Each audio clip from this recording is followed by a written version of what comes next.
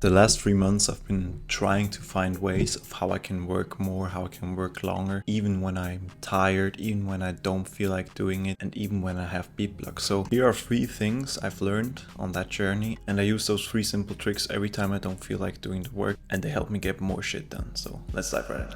First of all, nicotine gums and coffee. You want to use those substances wisely, because if you overdo them, they won't work anymore. But taking a nicotine gum, for example, 2 to 3 times a week won't hurt you. They especially help me with getting into that flow state very fast, even if I feel a lot of resistance and I don't want to work. So use those wisely, especially coffee, because coffee wears off very fast and you don't feel the effects as efficiently. Also take some time off those substances so you can use them for maximum efficiency. And don't drink coffee after like 3 p.m, 2 p.m, because it will mess with your sleep, and that's not what we're trying to achieve here. Second one is more of a lifestyle thing than something you can actually do in the moment, and it's what I call reducing cheap dopamine. Cheap dopamine, as I would define it, is dopamine you get from sources that you don't have to work for. Examples for this is scrolling on short form stuff, which gives you that dopamine hit without you having to do anything. You want to pretty much cut all of that out, because the only thing it does is it resets your dopamine.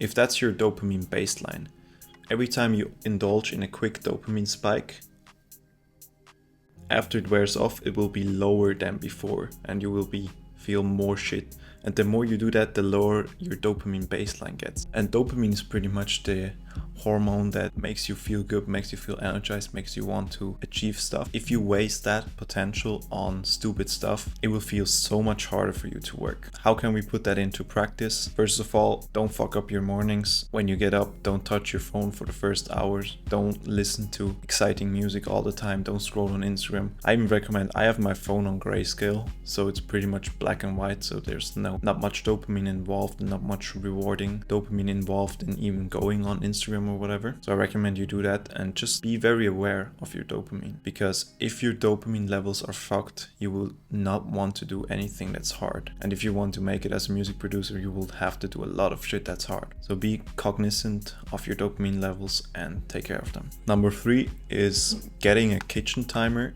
and tracking your work. The way I use it is that every time I start focused work, I press start, and every time I get distracted, I have to press pause and not track it anymore. This will not only give you more resistance towards getting distracted, but it will also show you that you think you're working way harder than you actually are. If you start tracking that with a kitchen timer, and a kitchen timer only costs $10, so everyone should get it, like go on Amazon right now and buy one, whatever. If you start tracking it, you may find out that your total time spent on your desk, quote unquote, working, is only 50% focused, and we want to get that as close to 100%. And that's what that tracker helps you. I just had this revelation recently that I thought I was working like 10 hours a day, because I was actually spending 10 hours a day on my desk working.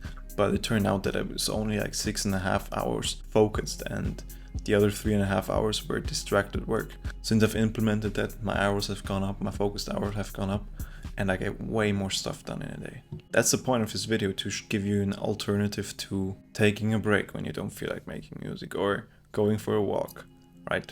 We want quick hacks that help you get back into the zone. If you want to learn or know why I think that comparing myself to other producers is the best thing that I've ever done in my life, watch this video, bro.